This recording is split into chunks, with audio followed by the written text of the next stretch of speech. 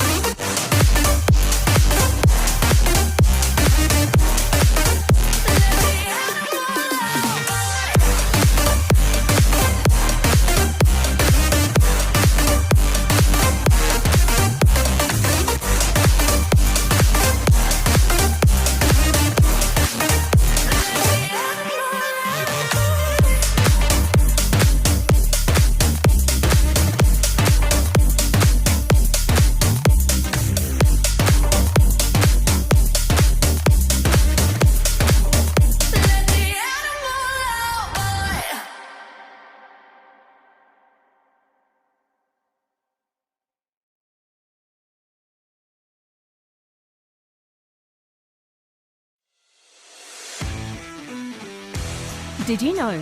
School Sport Victoria offers 650,000 sporting opportunities in 31 different sports at 10,700 events across the state every single year. That's a lot of kids playing sport.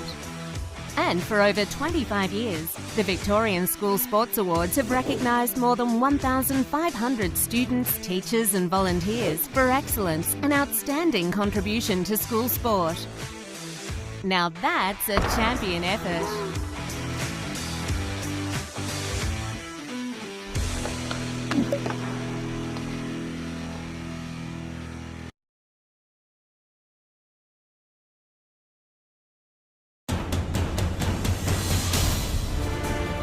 Under the pressure of being pre-race favourite, Alistair Donohoe delivered in the C5 road race at the Para-Cycling World Championships. Donohoe rode away and won solo.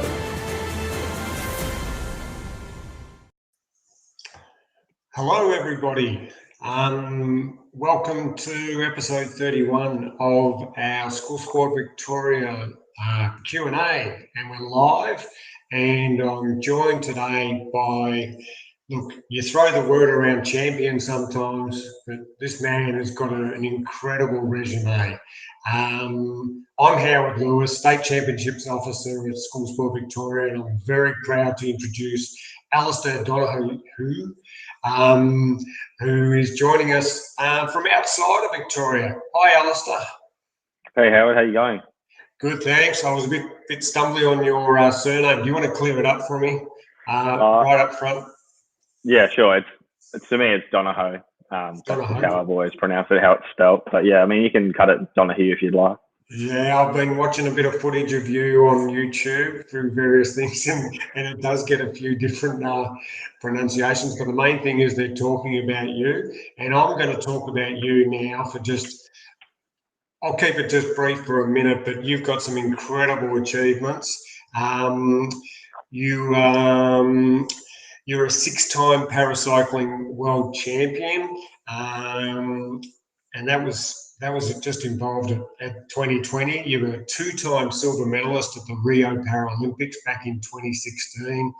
You're part of the Australian Cycling Academy, and you're part of the ARA Pro Racing Sunshine Coast, which is a pro cycling team. And I'll just introduce that you do, I'll call it able-bodied cycling, and you also do paracycling as well. And you've got an amazing list of achievements as a junior, and you're targeting. But you'll clarify this for us, targeting some Paralympic gold in Tokyo, hopefully on the road and on the track in the pursuit team. You've done some amazing achievements in your 25 years so far, mate. Yeah, I think it lists about everything. Yeah, spot on. Oh, I've got lots more detail, but it's really great that you've taken the time to join us today. You're part of the VIS as well, aren't you? Yeah. I'm repping the VIS top right now just to feel a little bit more Victorian. Yeah, but you're not actually coming to us today from Victoria. Where are you? Yeah, no, I'm up in on the Sunshine Coast in Queensland. So I've been based up here ever since March. My team, the ARA Pro Racing Sunshine Coast, they've got their base up here. So I came up earlier this year to race in the Oceania Championships, that were going to be held in Brisbane, and that was like the same time that Australia just got hit by COVID and all the borders closed, and like a lot of things got called off and all the racing got cancelled, and I was kind of just stuck in Queensland. I had to make a bit of a decision. Once I found out that I wasn't going overseas to compete in any world championships, that Tokyo had been postponed, and so it was like you've just got to stay in Australia this year and train. So where's the best place to do that? And obviously I love home, I love Melbourne, but yeah, Melbourne winters can be pretty harsh and pretty brutal. I haven't actually faced one in the last 6 years, and the thought of it didn't really sit so well. So I thought, you know what, it's probably just better I stay up in Queensland. And so I just moved in with a friend that I knew up here, and I've been up here ever since, and hopefully get to come home soon. Yeah, so home's an interesting thing for you because you've moved around quite a bit, and you obviously, your story so far is one of overcoming some pretty amazing obstacles, and they are obstacles, and you've negotiated around them. I'm going to I've done a little bit of research on you, and please tell me if I'm on the right track, or fill in some of the gaps for us as well. But as far as I know, you've never been far from a bike as a kid, and you always were out either on your BMX and then mountain bike and training as well for junior road races and stuff like that. But as I mentioned, some adversity came your way, and you injured your right arm pretty dramatically back when you were just 14, 15, and we'll talk about that. I think it's important that we do. But you were kind of getting ready for some state championships, but this was all up in NT, wasn't it? You're a Northern Territorian. Yeah. At heart, I am. I was born in a pretty remote town called Nhulunbuy, which no one's ever heard of, and then and thanks for pronouncing it for me. Yeah. No, you don't have to. Yeah. Nhulunbuy, that's it. And then I lived there until I was 5, and then I moved to Darwin and grew up there until I was 14, and that's when I moved to Melbourne. But yeah, spot on. I did all my kind of childhood progression, got into cycling up there, through and through, was hooked by the time I came down to Melbourne. But yeah, that's also where I had my accident when I was 14 and got caught in a rope swing and damaged my arm, which you can kind of see what it looks like here. So I jumped out of a tree and got wrapped around the rope, and it kind of, caught me and hung me by my arm and ripped through my tricep and bicep. So, that was a little freak accident. And it could have been, I mean, you've obviously got some limitations with your arm, but it could have been much worse too, couldn't it? Yeah, definitely. It could have been, really, really significant. I mean, the doctors were pretty impressed and surprised that, I got all my movement back, that I was just really, really lucky that I was still young at the time. When you're 14, Yep. you still got what's called neuroplasticity, where your nerves are still growing. And I think if I had been 15 or 16 at the time, most of the radial nerve would have been, fully developed, and I wouldn't have actually grown to have movement back in my hand or wrist, which, for 3 months I kind of had, nothing, no strength, no movement in my hand, but it eventually came back. So I'm super, super lucky about that. But, my family don't ever hesitate to remind me that, it could have been much worse as an accident. Like, it could have been, like the rope could have been around my neck or my waist or something much worse. So I think a bit of a community service out here as the weather gets warmer and warmer, and more people will go swimming, maybe in near rivers and water holes. You've got to be careful. Whatever you're doing, what's under the water, but also the ropes as well, of course.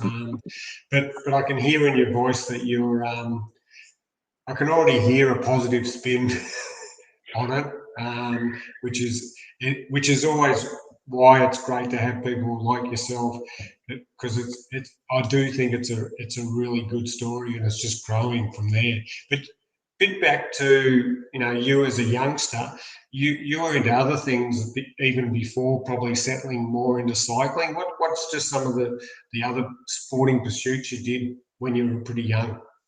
Yeah, I think I have memories of trying nearly everything. I mean, I'm the youngest of 5. All my siblings did swimming, so I remember doing like swimming lessons, competitive swimming when I was younger. I did little athletics, like no doubt a lot of the kids do. I was like a little active runner. Was part of the runners club in Darwin. I think there was like for 6 months I did gymnastics when I was 10, which was an unusual one. I did rugby union as well. Loved that. Too small.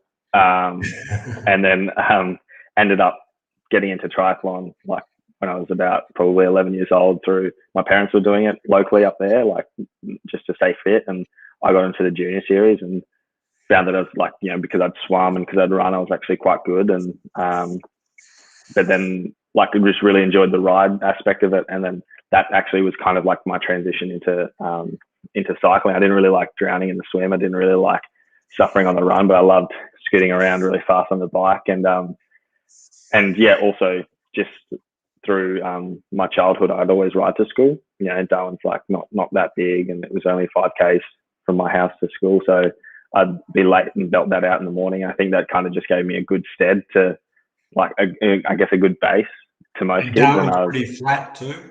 Yeah. No, there was no mountains to climb at all, so it was all pretty easy. And then I'd just spend my weekends like down the park with friends, like with the skate park, or we'd go into the bushes and create jumps. And I'd just muck around for like 6 hours on end with them. And I guess we probably didn't understand that like having that much fun was actually still so beneficial for development. And I got into BMX, I got into mountain biking, but then as I got a bit older, I really actually started to enjoy road and track cycling, which is much more like, I guess, the serious side of cycling. And that's where I kind of settled. Yeah, look, I mean, I think the things that we can draw out of that is that you tried everything and you're willing to give everything a go, and that's what we kind of try and promote at School Sport Victoria. It's great if someone wins an award or comes first, second, or third in individual sports or plays team sports. We're all about just having as much participation and opportunities, and that's where we really hope schools can help foster that. So you're just a testament to all that kind of activity that we're trying to. We just want kids to be active, so it's great. You're like our perfect ambassador And we have a great relationship actually with the VIS, so it's really great that you're on board. Before your accident, though, you also had, you know, a pretty huge life event happen to you and your family. Are you able to touch on that for us, please? Yeah, definitely.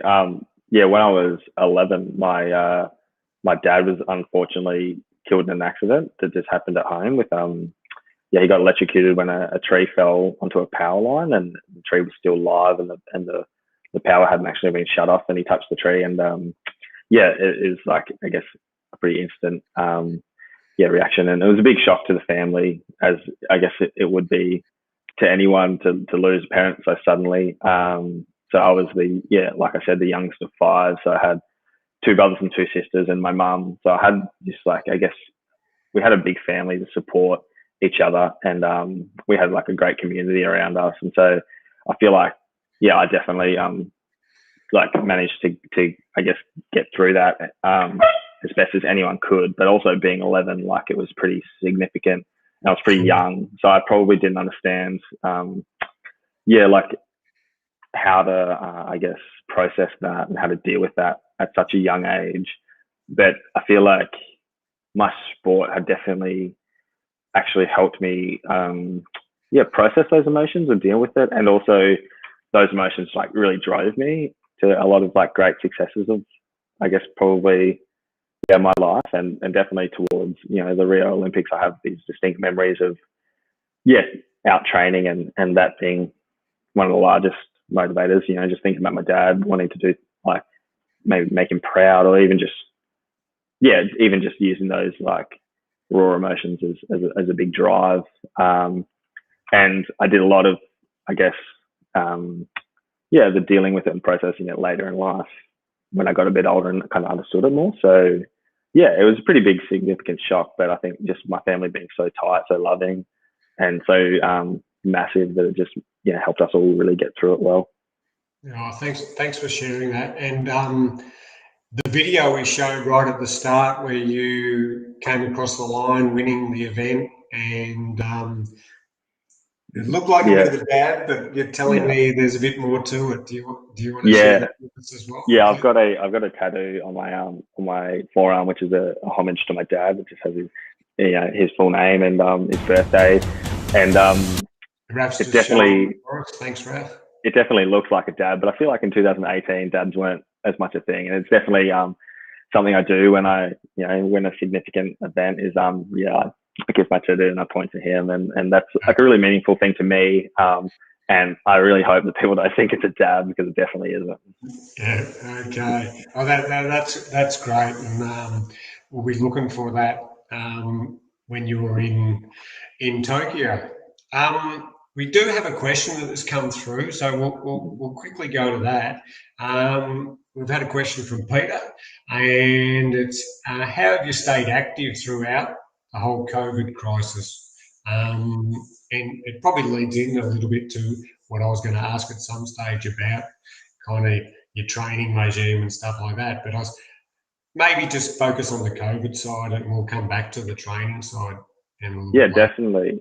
There's kind of like 2 probably more significant things that I've done to stay active during COVID. So one of them, I bought a mountain bike, which doesn't seem like significant, like I ride a road bike all the time. But I think just because every single bit of racing kind of got stripped away, and a lot of people took breaks as soon as COVID happened, but I was in a big training phase that I was quite focused on, and I thought, you know what, like, we don't have any racing, doesn't mean you have to stop. And I was pretty determined to keep training, keep getting better, because my goal shifted, but it's like getting an extension on an assignment. So like I still have to just keep training, keep getting better, because everyone I'm competing against is doing exactly the same. So if I stop, then I'll get left behind.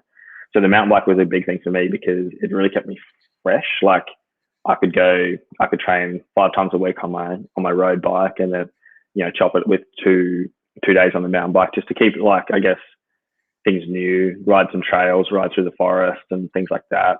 I get to explore more of Queensland that way as well.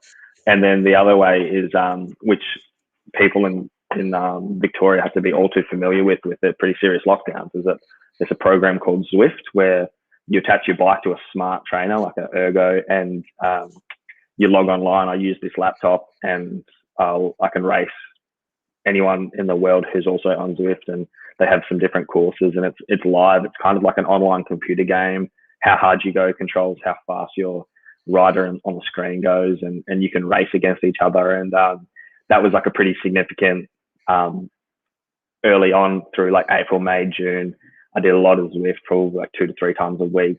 But it was great because I got to see like my old coach in Victoria, a lot of my teammates who were down south who were also locked up, and you kind of got that got to scratch that racing itch as well, like that competitive sense, because they have these online races, and when you couldn't, in the height of COVID, when everything was locked down, there was absolutely no sporting events on. So if you wanted to like race against someone, you had to do it online, which was also a great motivator. So that was really drove me through, how to stay active, but also, I guess, being new to the Sunshine Coast in Queensland, I didn't really have like that much else to do. Like you weren't allowed to be social, like, cafes and restaurants were shut. So I really had like no choice except staying at home or going training. And I just did a phenomenal amount of kilometers. I think I was averaging between like 800 and 900 Ks a week, sometimes up to 30 hours on the bike, just because I was like, well, the other option is just being bored at home. So I just did so much. And I mean, like, it's good, but also bad because it can get pretty, you can get pretty exhausted unintentionally from that. Yeah, and rest is, and we'll talk about that a little bit later too, but rest is really important in recovery. I've been the same. I'm kind of not in the same age bracket as you. I have been referring to myself as a mammal, which people might know as a middle-aged man in Lycra, but I've had a significant birthday, and now I think I'm a seal. I'm kind of like a senior elderly person in Lycra. So, but I did join the kind of the Zwift community as well, and SSV also had to, and this word's been bandied around quite a bit, but pivot, because we didn't have our normal sport, and we had to kind of go to create some virtual challenges, and we had virtual cross country and virtual track and field, because you could at least go out and exercise, and we had lots of kids involved in that, which we were pretty happy that we could help encourage kids to be active. But Zwift, and other programs like that, it's a really big growing virtual space. And if anybody is a keen cyclist, kids, I think there is a real community feel to it. There's messaging going on, there's different rides. I was even, which is a bit of kind of obsessive, I was watching the virtual Tour de France where pros from all around the world were logging in and doing basically a stage of the Tour de France. So it is an amazing thing if people, are looking for something else in the virtual space, because unfortunately COVID will be with us for a little bit longer. I'm going to keep moving and just go back a little bit. And you mentioned that you got involved in junior triathlons, and normally in probably right around Australia, the Weet-Bix Triathlon Series is something that comes up, and it's a really good introduction for kids to try a sport like triathlon, which has those 3 disciplines of swimming and cycling and running without being, it's not a huge swim. It's not. They're not really, they're not Ironman events. So you obviously came through that kind of pathway, as you said, and got into your cycling. But I was reading on Wikipedia that it's a Michael Gallagher in NT, kind of also helped steer you towards the paracycling side of things. Is that correct? Yeah, exactly. I think Michael Gallagher's in he's Victorian based in Okay. Melbourne. But yeah, that was right. Like I was training at the time, I think for maybe I would have been about 17 and training for the state team. Like I think we were training for national titles on the velodrome. So I was there with Victoria.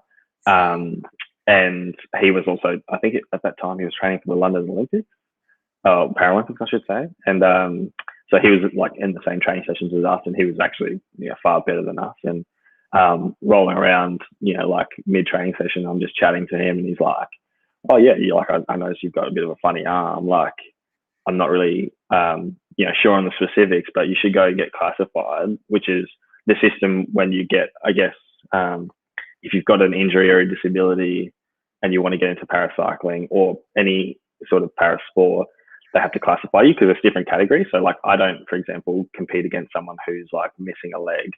It's all in cycling terms, it's grouped into 5 different categories. You've got the least affected and the most affected. So, missing an arm and a leg is the most affected, and someone with a small injury to their arm, like me, is the least affected. And so he fell into that category. He had something called Erb's palsy. His right arm didn't develop at the same rate as his left, so he's like much skinnier on that right side than the left. Which, similar to me, it's just like a strength disadvantage and probably a little bit of function.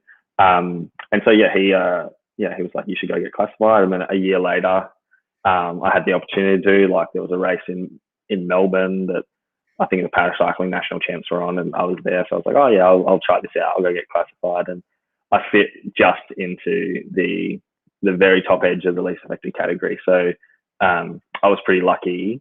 Well, I don't know if lucky. I mean, is in the sense that, like when I went to get classified, they're like, "You're borderline not disabled, I guess is the way to put it." And so then when I went they said, "Sure, this is great. We'll take you to a world championships because you have to get classified internationally as well before you could race." And then I went there and I was borderline, but I was in. And then I got third at my first world championships. And then suddenly the Australian paracycling team were like, "Oh, wow. Like, you're 18, you got third, and like we've got Rio in 3 years. So this is like definitely a progression and a target towards, a medal at the Rio Olympics." And so then that's when probably like there was a big shift between doing, I guess, the able-bodied stuff for me as a focus to then suddenly like, oh, I could actually go to the Paralympics and I could, potentially win a medal. So that became like my next 3 years of training towards that. And the Paralympics, you're not just a road cyclist, which is really a team sport, and a lot of people have a bit of trouble understanding that it's a team sport. But you're also you do also compete in track as well. Do you want to just explain a bit for our kids who are listening, or even the parents who are listening, a bit about the road side of things and also the track side of things that you do? Because you're multidisciplinary within cycling. Yeah, I guess like the easiest analogy to put it is kind of looking at like Usain Bolt in the 100-meter sprint, or the 400-meter around the track and field, compared to like the Tour de France with road cycling. So, compared to the marathon. So you've got like a 400 or 800-meter runner who runs for just a few minutes, and then you've got the marathon runner who runs for 2 hours. Yeah, right. They do the same sport, but it's kind of completely different athletes in a way. So track cycling is very much like that track and field, where their longest event would kind of be like half an hour long at the most, but most of the key event that we focus on at both the Olympics and the Paralympics is about 4 minutes long. So as you can imagine, like you've got to be really strong, really powerful, have great lungs, but it's much more about your muscles and things like that. And then the road cycling side of things is all about endurance, about like going up hills and battling that sort of terrain. But then the most significant difference is that most of the things on the track, like the events I compete in at the Paralympics, are solo. So it's just, for the Paralympics, it's me against the clock over 4 kilometers, and it's like that for every athlete. They go out there on their own, they do the time. It's all the same for everyone, and whoever has the quickest time wins. So for me, I'm aiming to ride around 4 minutes 20 for 4 kilometers and hope that no one else can ride that quick. But then I turn around to the road and they say, this is the course, it's 100 kilometers long. And then they just blow a whistle and everyone starts, and you're like biffing and bashing with different people, and there's lots of tactics involved. And it's just literally the first one across the line. That can take you 2 hours, that can take you 4 hours, doesn't matter. And each course is different. Each course favors a different rider. The tactics of a different rider can affect you, and that goes for everyone. There's 50 people in the race, so it's quite like a game of chess between everyone. And that's the sort of riding and racing that I really enjoy, because it's super competitive, it's super complicated, and there's, I guess, a massive thrill when you cross the line, you've won. But yeah, the track is also can be quite exciting at times, but it's probably a little less exciting and a little more physiology focused, because there's so many different things you can control, and you literally it's about how fit you are, how strong you are, how fast you are, and obviously the person who's most prepared can win. But I've gone to road events in my top form, got into a race and come 10th because I've been marked out of the race by other people, or injured or crashed, or I've gone in not thinking I'll go very well and managed to play my cards right and win. So I really like that side of road cycling, where you can make mistakes and really amend for them, but then you can also just use a lot of grit and determination to win against the odds. So it's really, I think road cycling is really exciting, but there's also a significant difference in the bikes. With track cycling, your bike has one gear and it doesn't stop pedaling. So if the back wheel's moving, then the pedals are moving, and it doesn't have brakes. So to slow down, you just need to apply pressure kind of backwards, and you come to a slow stop. Obviously in road cycling, you've got a conventional bike with 2 brakes and a lot of gears, and you can stop pedaling if you want to. So there's those kind of differences on the bikes as well. And back to the road, and you're part of a team up on the Gold Coast, Sunshine Coast. Do you want to tell us a little bit about the team, but also can you explain a bit? Everybody has sometimes a different role as well, and and not every day is going to be your day to be the one who's going to hopefully get across the line first, because it's a team. That's where it's a team sport. Can you tell us a bit about that? Because I think that's the aspect that people sometimes have a bit of trouble with when they're trying to understand road racing, and then leading into things like Tour de France, where people don't quite get it. So that might help explain things for people. Yeah, definitely. I mean, cycling is a really interesting, road cycling is a really interesting sport, because it's a team-based sport. It's 100% team-based sport. Like in the Tour de France, you can't just, it's not like you're good enough and you compete. It's 18 teams get to go, and those teams have 20 riders each, on the roster, or 25, and they'll choose 7. So 7 people from each 18 teams get to go. So that makes up a field of close to 200. But it's basically they don't necessarily choose the best 7 on their team, and they choose 1 or 2 leaders, and then they choose a team around that to see okay, who's going to help this one person win. So when you look at the Tour de France, and Cadel Evans won, back in, I think it was 2011,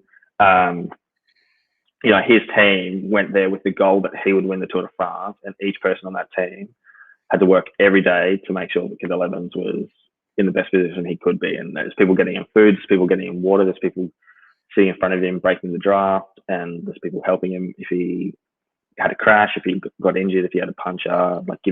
Someone would pull over if he has got a flat tire. Someone would pull over and just give them their bike and say, Cadel, you ride, and I'll wait for the car to come and get me a bike. So it's all about this time saving thing, and each guy's there with a particular role, and that's the team aspect of road cycling. And it's kind of interesting from the outside to look in and think, if you look at it like a marathon, which I don't run, so I'm going to typically assume that in a marathon, you've got 50 people, the gun goes, and just the fastest guy wins. And I know it's not as simple as that, but it in a way it kind of is. Like, you know, the person who's the best in the world at the time, who has the most form, kind of wins every marathon kind of that they enter. They've got the fastest time, yada yada. But in road cycling, like, each race nearly has a different victor. And if I was in a race with yourself and one other person, and you two were against me, it would actually be incredibly hard for me to win, just due to drafting and tactics.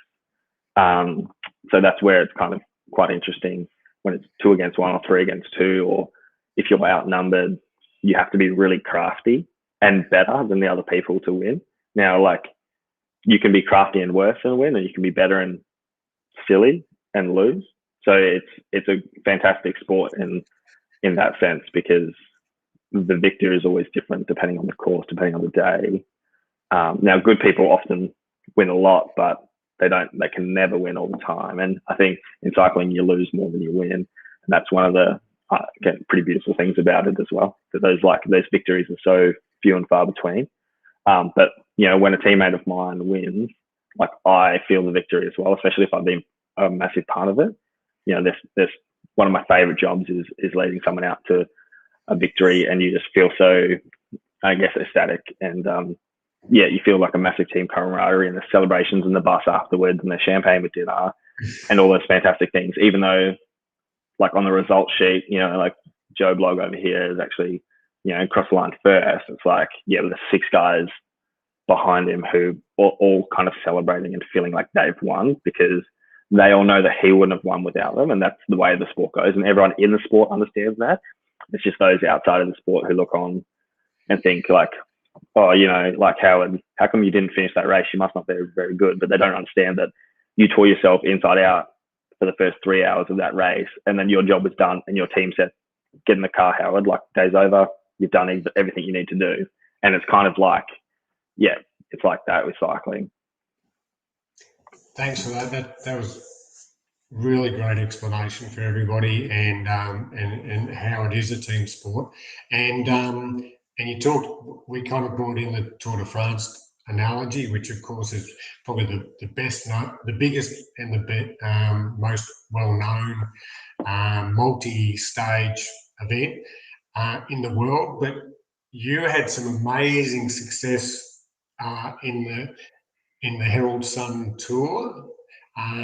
So we know about the Tour de France this year. You talked about Cadel Evans, but Richie Porte from Tasmania actually finished on the podium this year in the Tour de France, which is an amazing achievement within itself.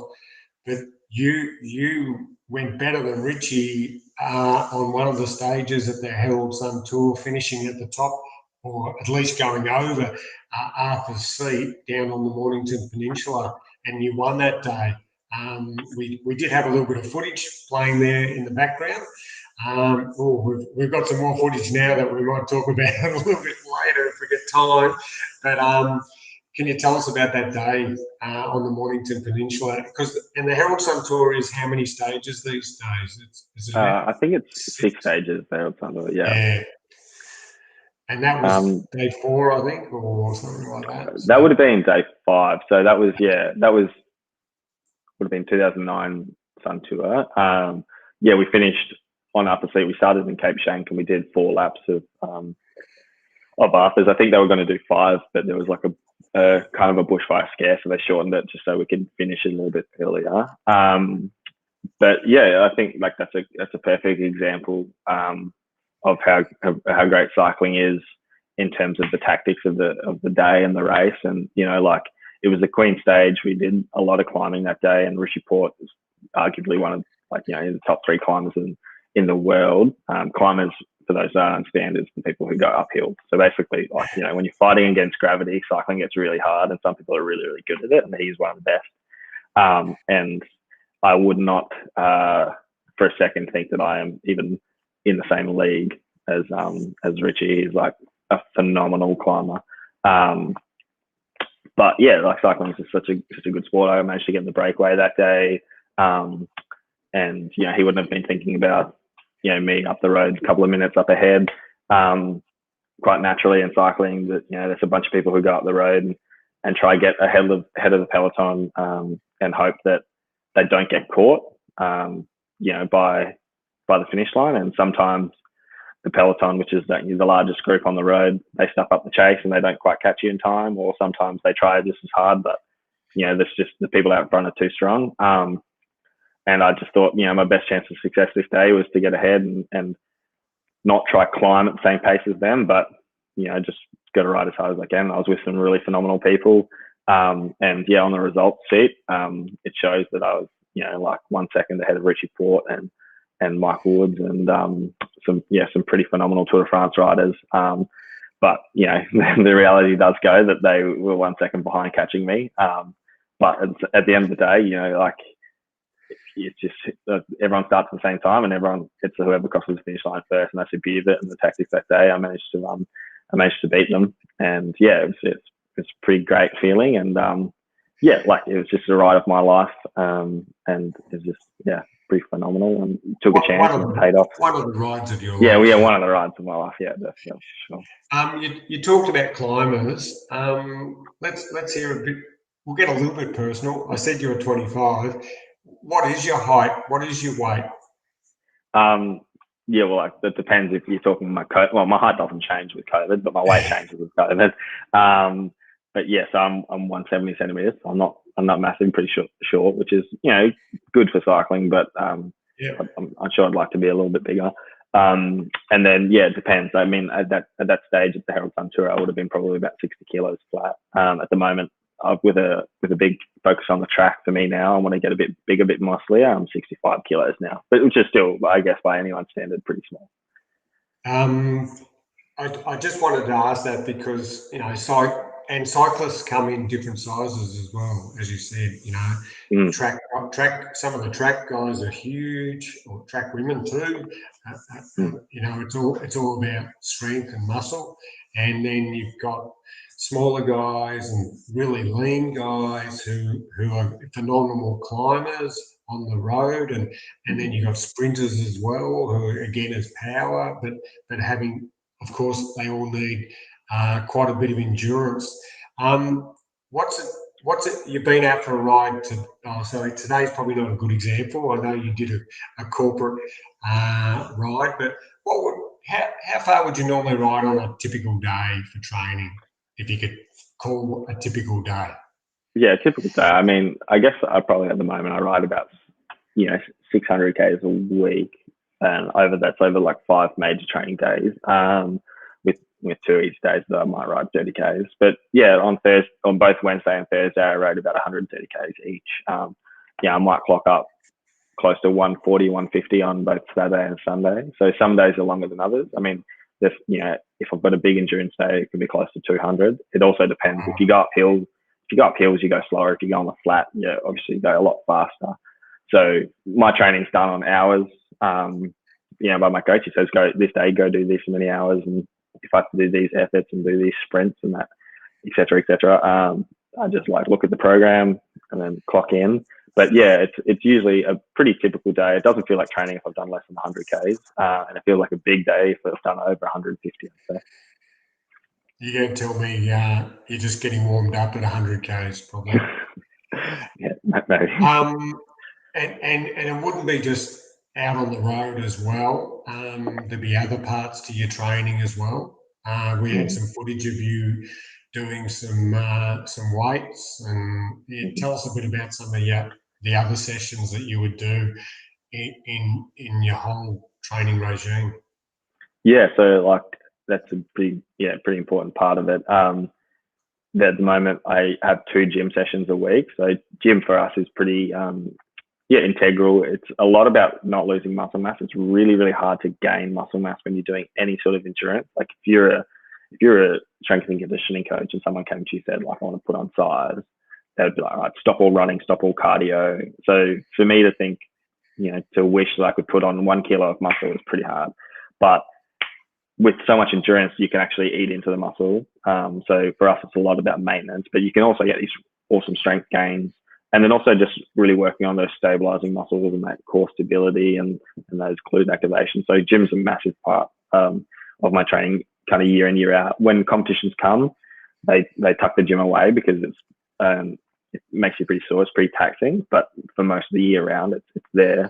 At the moment, I still have 1 to 2 velodrome sessions a week as well. So I'll have to drive, an hour to Brisbane and jump on the track and spend a few hours there, which is, pretty boring training, but it's all really hard. Like you sit around and then you get up and you go absolutely maximum for, a few minutes, and then you go sit down again and just like cry to yourself. But then, like I mentioned, some days they just say, go do 4 to 5 hours, just build that aerobic base and just get that real fitness endurance going. And then some days, I look at my program and it's like a massive amount of notes about how much I have to go hard, how much rest I need.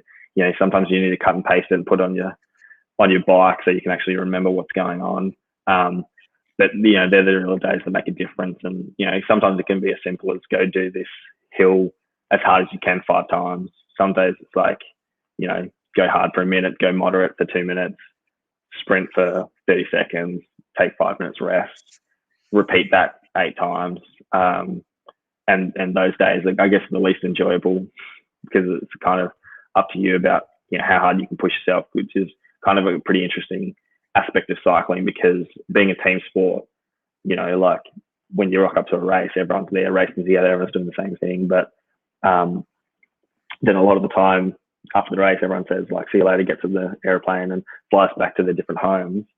And then, the team says, all right, we'll see you in 3 weeks at this next race. And then you have to sit there for 3 weeks and your coach gives you a training program and you've got to interpret that to the best of your ability. Like it's about how hard you push, and a lot of it is quite isolating. You don't rock up to a team training session and patting your mates on the back and getting really psyched up and all doing the same thing together.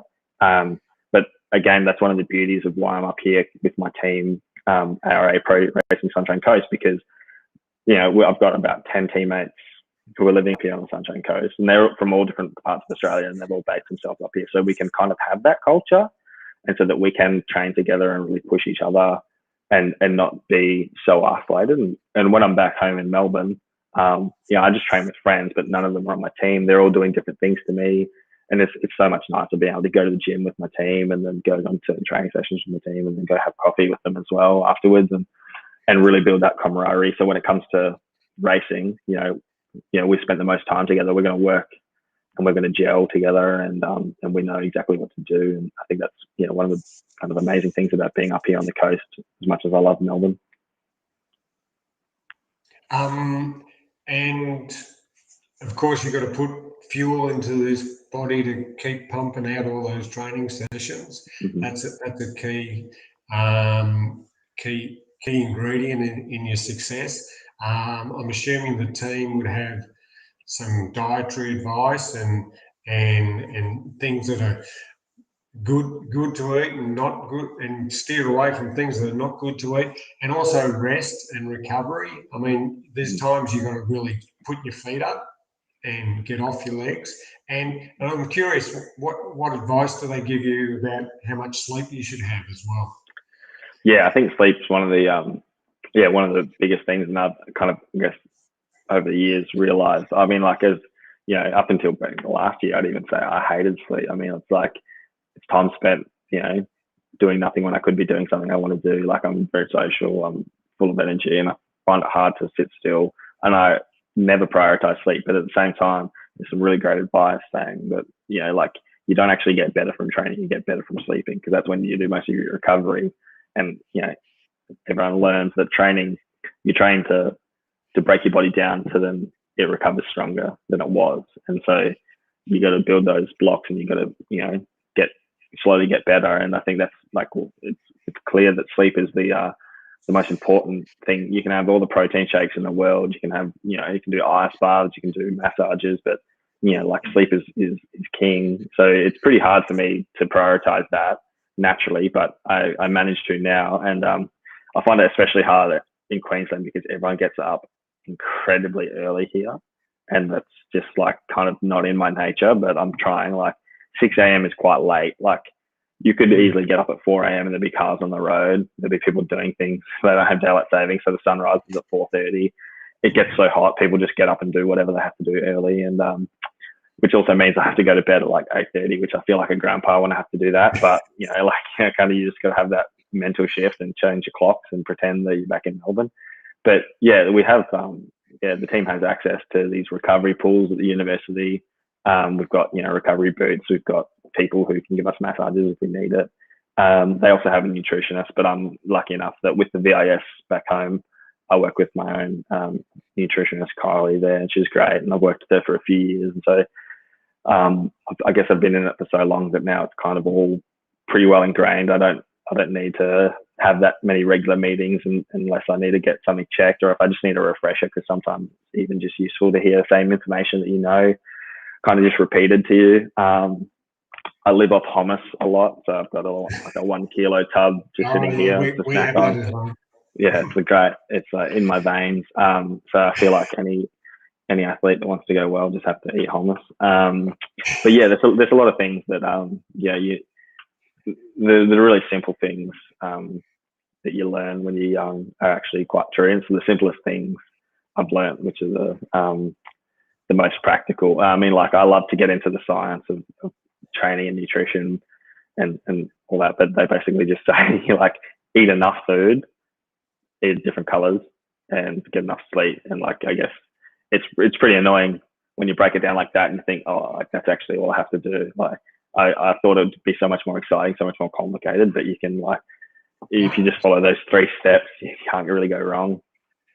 My next question is, what advice would you give your 12-year-old self, knowing what you know now? And as you said, you have been in the system quite a while now, and even though you're only 25, you are becoming a little bit of a veteran. So you've given some really good advice about eating different colours, sleeping, eating hummus. Is there anything else that you would give your 12-year-old self some knowledge? Yeah, it's actually quite interesting. I mean, I don't know if there's things I would do differently when I was 12. I think I'd give any 12-year-old, I guess, probably the advice to just make sure they keep having fun, because it can get pretty serious pretty quickly, but I feel like you don't actually have to get serious as quick as you think you do. I mean, 25 is both old and young in a lot of sports. I've been doing it for so long, but also people can come to cycling at the age of 25 and still have success. And I think, I wouldn't really change much. I mean, I used to eat, bucket loads of McDonald's and not care a thing, and obviously jump out of ropes and have all this fun. But I think that's also one of the keys to my success was that, I built all these skills when I was so young. I'd probably tell myself to get into hummus at an earlier age, but I probably only started when I was 16. But other than that, I really can't, I don't think there's any serious stringent advice for a 12-year-old, because I feel like they're just too young to need to take it that seriously. Or I was definitely, and I think I'd probably say be a bit more sensible, take less risks, but other than that, just keep having fun. I think your advice about having fun, and I think that applies to everybody of every age. You got to build some fun into your life. You got to play as well as being serious. I mean, these are all parts that you should try and build into your day and build into your life. There's been a massive surge in cycling. I know cycling shops have been kind of smashed during COVID, because it was one of the things that you could go out and do, and it gave everybody a little sense of freedom. And I think you've always been someone who, it sounds like from an early age, you jump on your bike, you're off exploring, and you're feeling freedom. I go out for a ride this morning around the boulevard in Ivanhoe, and I see people a bit younger than me, and there seems to be a bit of a gap between people going out just riding their bike to school or riding for fun, maybe with their family, because that's increased a lot. How did you go from being fun cycling to a bit more serious? Were you involved in clubs? How did you get into track? How did you get into road? Because I see lots of people cycling, but I don't see many teenagers, and not many girls actually out there as well? Bit of a long question. Yeah, no, it's a long question, but it's a really interesting one because, yeah, if you were just breaking into the sport, you wouldn't know where to start at all. I guess I was pretty lucky that, through triathlon in Darwin, there was a really keen, like one of the best triathletes up there. I had a few sons and one was my age and he wanted to start. He saw the lack of a junior kind of development scene up there and he wanted to kind of start and incorporate something like that up in Darwin. So I was kind of one of the people who got roped in, and because Darwin's not massive, like a lot of the triathletes are part of the cycling club, the triathletes are part of the running club, the mountain bikers are part of the cycling club. So it's all kind of cross interconnected. So there was a lot of like the cycling club was made up from a lot of different aspects. And so once I got kind of brought into that, and there was a kind of, base of like 10 juniors, all kind of different ages, that's how we kind of fell into it. And Darwin had a really old, crappy velodrome that we used to go to on, like a Tuesday night and do skills and do some racing. But then they also had like local races, which, and really like, local morning bunch rides as well. So that were like fantastic training, a bit of a competitive outlet. You had the cyclists and the triathletes all coming to the same bunch to do, a really hard ride on a Saturday morning. And then you had a local race on a Thursday night. And I guess I was exposed to it at that age, but it was all just through the local Darwin Cycling Club. And then when I moved to Melbourne, I was 15 and I probably went for 6 months, not really riding much because I was in a new city, new town, like didn't really know where to start. Knew that there was a lot more competitive racing in Melbourne, but didn't know how to get into it. And then just did like a little bit of research, just joined Blackburn Cycling Club, which had a great junior development program. Now there's a few in Melbourne, like, like one of the largest clubs is Carnegie Caulfield Cycling Club. Then you've got St Kilda Cycling Club. Hawthorn have a great junior program. Blackburn have a great junior program. And it was just through that just picked a cycling club. I lived in Hawthorn, joined Blackburn. They were great. There was a lot of juniors there. There was some really great junior coaches, and then just they kind of introduced you to the racing, which you don't realize is on all the time. And Melbourne's such a great place because like I think you can race locally for about 1 hour, nearly 4 to 5 days a week if you want to during summer. And that kind of exposure was like skyrocketing for me because I was just such a competitive kid that as soon as I started, and then, those clubs also jump on the track as well. So, during summer, you're racing, around the Q Boulevard in Hawthorn or, around the Sandown Raceway on a Tuesday night. And then when that finishes, once summer's over, you do racing at the Darabin Indoor Sports Centre, which is the indoor velodrome there, or, at a bunch of local velodromes around. And I think so the key is just if you get in contact with a cycling club, they have, and it's not like you get in that and then suddenly you just have to bang race against like, state champions and these really like experienced people who've been doing it since they were 11. They have all these different, stages and people who are rocking up on borrowed bikes, in no lycra because they've never, they don't own it, they don't want it. Cycling's such a hard sport to get into because a lot of the aspects of it are so expensive that they kind of stop you because you're like, oh, if I don't know if I like this, will I invest in a $1,000 bike? Will I buy these really expensive shoes and this really expensive outfit? But the great thing is that when you're really like trying to get into it, there's people who are willing to help. And like, I donate my secondhand, like, I'll wear my team clothing for 1 year and then I give it to my club, and my club can give it to any sort of junior who's coming through who can't afford it or doesn't have any yet. So there's always this like, this trickle of hand-me-down stuff that can kind of get you in the door if you want to think, maybe try to one of the come and try days that the clubs have and stuff like that. So it really starts with the local cycling club, and then the sky's the limit from there. Like if you're good enough, you just start racing elites. Like I was 17 and racing, with the top guys in Melbourne. So I got exposed to it quite young and just kind of went from there. That's great advice.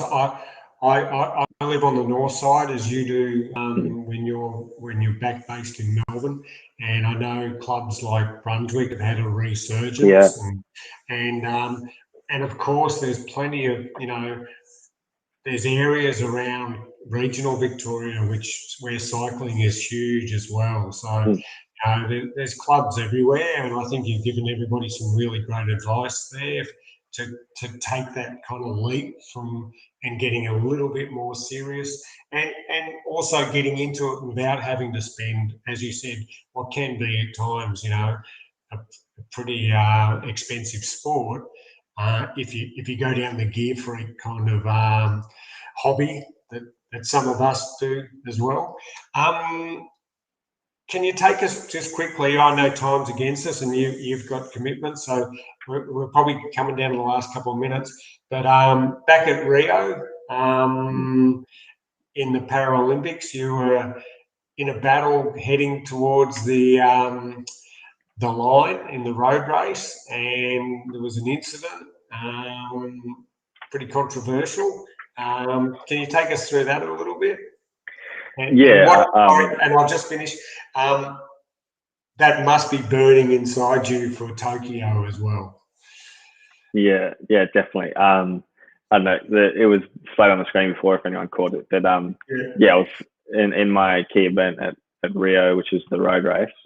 Which is was it 84 kilometres or was it? I think so. No, I think it was definitely between 80 and 90 k's.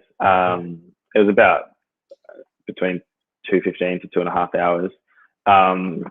And had been racing the whole time, and come down to the three of us at the finish, kind of going for the win. And then I had, I guess, a kind of a rival, someone who I often went neck and neck with. He was one of the best guys there. So I'd raced him the few years coming through, seen him at these world championships. He'd beaten me, I'd beaten him on a few. And he won the first two events of the Paralympics, the pursuit and the time trial. But the road race was my favourite and key event, and I was defending champion, I guess. And then we came into the sprint, and he was in front of me, which is a good tactic in my behalf. Drafting him and then coming around with 200 meters to go to overtake him and win. And as I started passing him, we're on a road. There's barriers that line the road, and we're slightly to the left, and I'm coming up inside, and then he just decided, well, he's going to overtake me, so I'm just going to push him into the barriers. He did that, and we kind of had a bit of a tussle for a bit before, he squished me into the barriers and we both crashed. But we crashed quite literally 10 meters from the line. Before even thinking, I kind of just stood up and jumped across the line. Just to try to get across the line, because I didn't really think anything of it. And And so I was first across the line at Rio, but on a technicality, I didn't get awarded the gold medal because my bike never crossed the line, which is they actually kind of just measure your front wheel. I didn't know the technicality. The judges didn't either. They initially gave me the win, and they realised that actually this guy behind me arguably has to win. So it was kind of that catch-22 where they were like, "Oh, we actually really we know you crossed the line first. We want to give it to you. Technically, we have to give it to him. We can't change the rules right now. We can change them later." So I ended up getting, I think, given 5th or 6th eventually. And but to me that didn't really matter. I mean, I was seeing gold. I had 2 silver medals. Not that another one isn't great, but I didn't really mind whether I got second or last. I kind of just wanted to win. Having that kind of pretty unsportsman act happen to me was tough. It was a hard pill to swallow, but it definitely just added coal to the fire towards Tokyo, that's for sure. I hadn't really thought about Tokyo until I was sitting there that night, and I was like, you know what, I've got 4 years to prepare to redeem this, so that's what I've done. So tell us what's the plans for Tokyo? What's the dream? What's the ambition for Tokyo? Well, I think it's a hard one I can't give away too much. What if my competitors watch this? But sure. No, that's not true. It is a tough one because we went into Rio thinking, all right, there's 3 events that you've done really well in the World Championships. I was going in having won 2 of them at the time. And it's like the difficulty with the Olympics is that, like, I talked about how different you got to be for the track and the road, you know, like the 400-meter runner compared to the marathon. And it's a really hard thing because, you know, usually those world championship events are 6 months apart, whereas the Olympic Games, you know, they're 4 days apart. You know, I have to race for 4 minutes and be the best I can in the world over 4 minutes, and then I also have to be the best I can over 2 hours. And you know, like, if you get the balance right, I guess you can be the best for both of them. But if someone comes through and specializes purely in 4 minutes, yeah, they might beat you at that, and then the next guy comes through and specializes in the road race, and he's got way more endurance, and they beat you at that, and then suddenly you're left with two or three bronze medals, or 4th places or 2nd places. And so I'm still in the process of trying to work out, you know, really, like, you know, do I try and win 3 gold medals like I tried to in Rio, or do I just specialize in one, go in all guns blazing for that, come home with a definite gold, and then see what else? Because it's not to say that you can't. Like, the beauty of the road race is that anyone can win, so you don't. It's really hard to specialize in that. So I think for Tokyo, yeah, it's definitely going to be a track focus for me because it's the first event, the one you can control the most because the least amount of variables. Yeah. It's the one I enjoy the least, but at the same time, you know, like, it's a really, really good event for me, and I'll go there and try to win that, and then yeah, the rest is whatever will be. Thank you. How has sport set you up for life in general? Yeah, without me trying to answer it for you. No. What have you learned from sport, but what also do you think it gives you in your general life?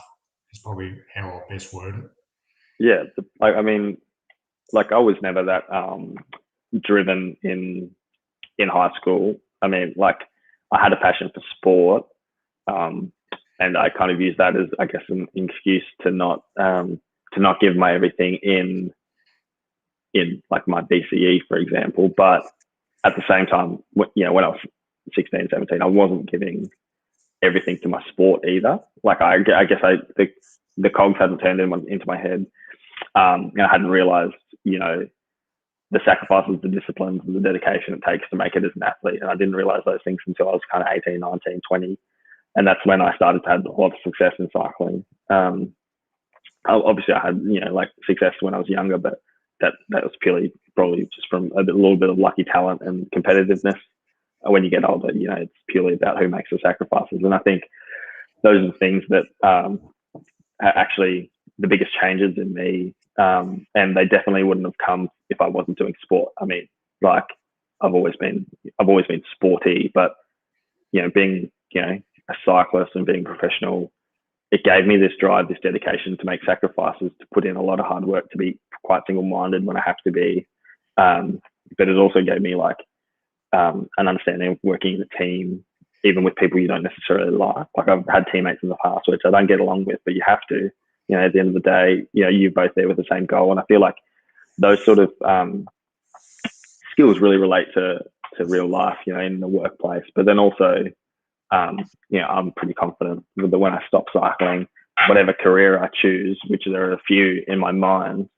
You're leading to my next question. What do you see? And this is probably our last question, Alistair. So Thanks for being so generous with your time. What do you see for yourself after cycling? Well, I've always had a dream of being a fireman.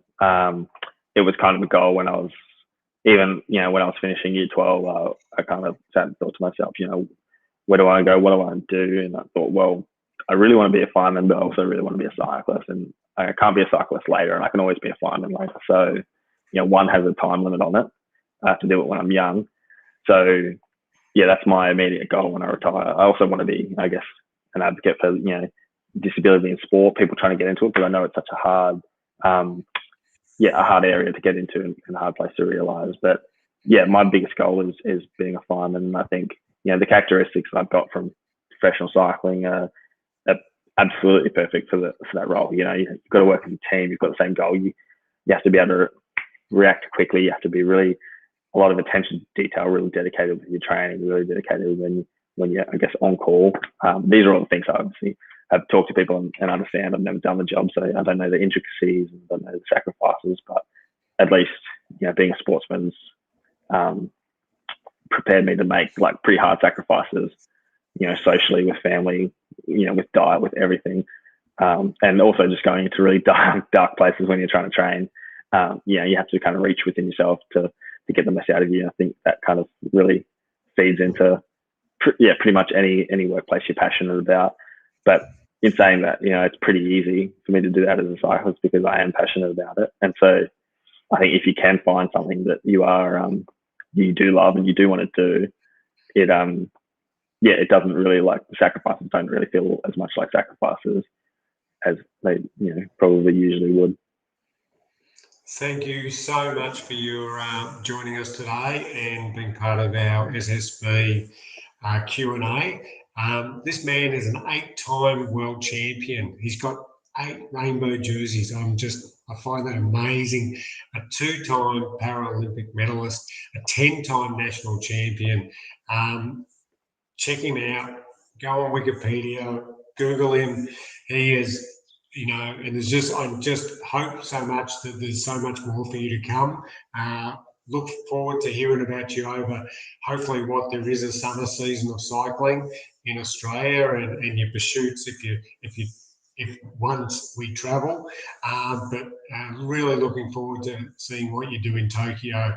Really appreciate it. Thanks, Alistair. I could have talked maybe another hour with you, but really appreciate it, and enjoy the Sunshine Coast, and we hope to see you back in Melbourne soon. Yeah, no worries. Thanks so much for having me. It's great. I'll see people back in Melbourne on the 20th of December, hopefully. Yeah, and I might see you on Zwift too. Okay. Exactly. See you later. Thank you. Appreciate it. Cheers. Bye. Cheers. Bye. Everybody, next week.